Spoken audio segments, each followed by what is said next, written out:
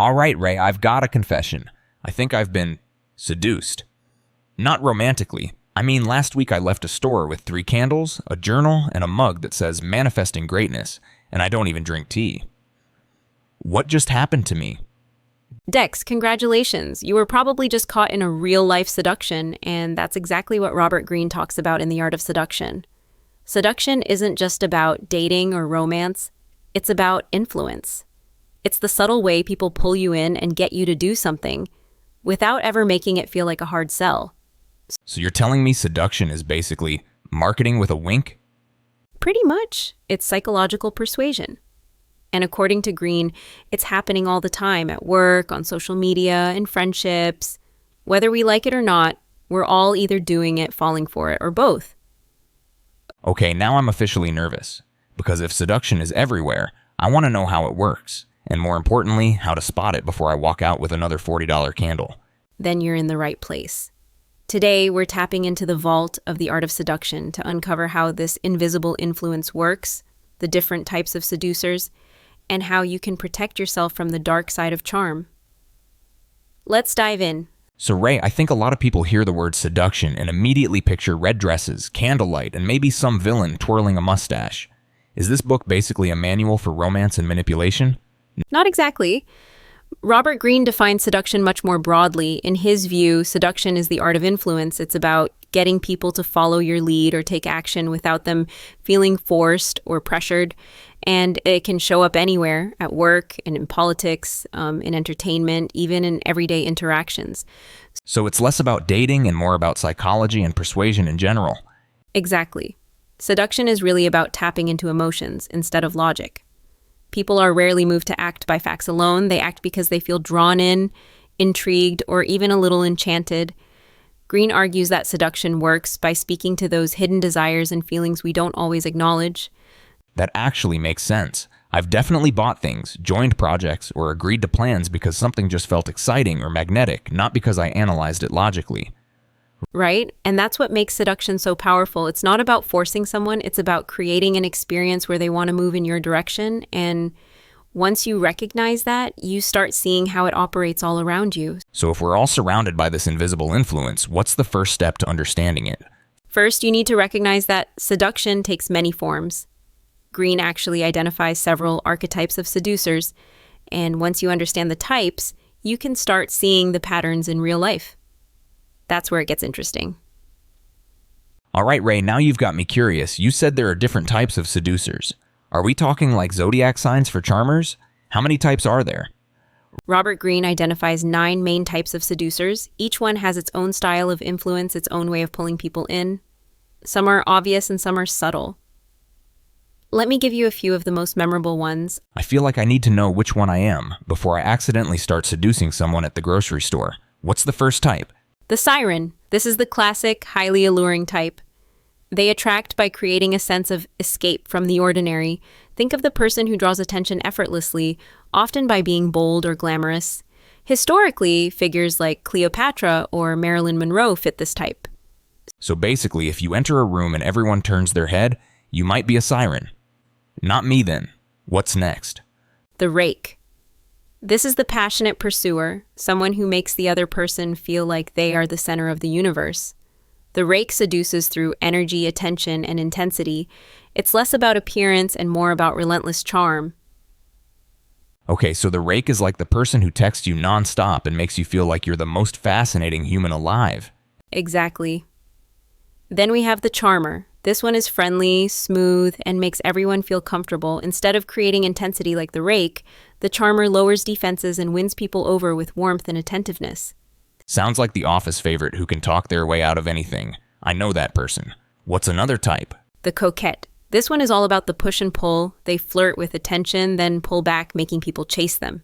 Their strength is in creating anticipation and keeping others off balance. That sounds exhausting, but I can see how it works. Are there more? Yes, there's the natural, who charms through innocence and playfulness, the dandy, who attracts with individuality and confidence, the star, who seduces through charisma and presence, the conqueror or the conqueror archetype, which thrives on challenge, and the seductress or seductor who blends multiple strategies. But for most listeners, the key isn't memorizing every type. It's recognizing that people influence in different ways, and that awareness is your first defense. So let me get this straight. Some people seduce with charm, some with mystery, some with attention, and some just by being fascinatingly themselves. Exactly. Green's point is that seduction is a spectrum of influence. Once you spot the patterns, you start to understand why you feel drawn to certain people and how others might feel drawn to you. All right, Ray, now I know the types of seducers, but I'm still wondering, what do they actually do? What makes someone go from just interesting to irresistibly persuasive? That's where the tactics come in. Green lays out a series of strategies seducers use, and they're surprisingly psychological. One of the biggest is creating a sense of mystery. People are drawn to what they can't fully figure out. So basically, if I stop oversharing on social media, I might suddenly become 10% more intriguing? Exactly. When people can't predict you completely, they fill in the blanks with curiosity. Another tactic is appealing to emotion over logic.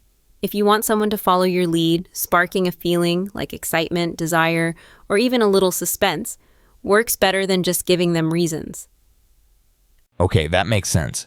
I've never seen an ad for ice cream that lists the calorie count first. They always go for the swirl and the smile. Right. And a third tactic is reflecting people's desires back to them. People are drawn to those who make them feel seen and understood. It's not always about being the most interesting person in the room. It's often about making someone else feel interesting and important. So if I want to get someone's attention, it's less about talking about myself and more about showing I get them, like mirroring their energy or interests. Exactly. Seducers are often great mirrors. And one more tactic that Green highlights is withdrawal or unpredictability. When you step back occasionally, it builds intrigue and makes the other person lean in. It's the push and pull that keeps the tension alive. So you're telling me, stop double texting and let the other person wonder what I'm doing. Got it. Life lesson learned. Pretty much. The core idea is that seduction works because it engages emotion, curiosity, and imagination. It's subtle and strategic rather than forceful, which is why it can be so effective and sometimes dangerous.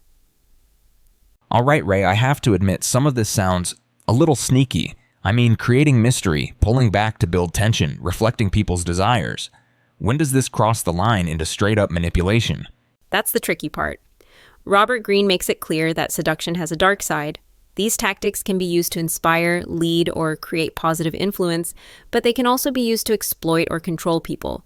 The difference often comes down to intent. So if I use these ideas to build better relationships or maybe make my presentations more engaging, that's fine. But if I use them to trick someone into doing something against their best interest, that's the danger zone? Exactly. And that's why the book isn't just about learning to seduce. It's also about recognizing when it's being used on you.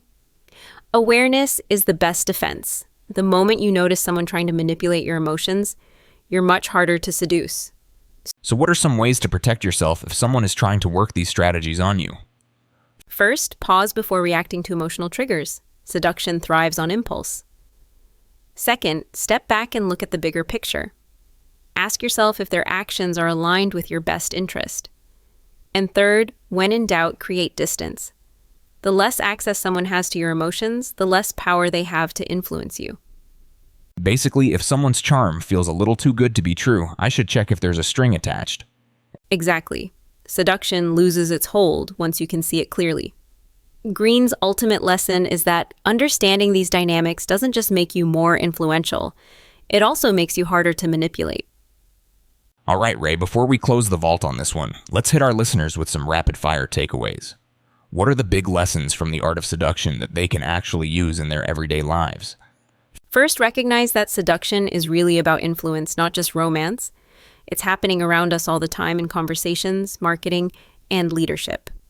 Second, understanding your own natural style or the type of seducers you're drawn to gives you awareness and control. And third, awareness is the best defense. If you can spot these strategies in action, you're far less likely to be manipulated.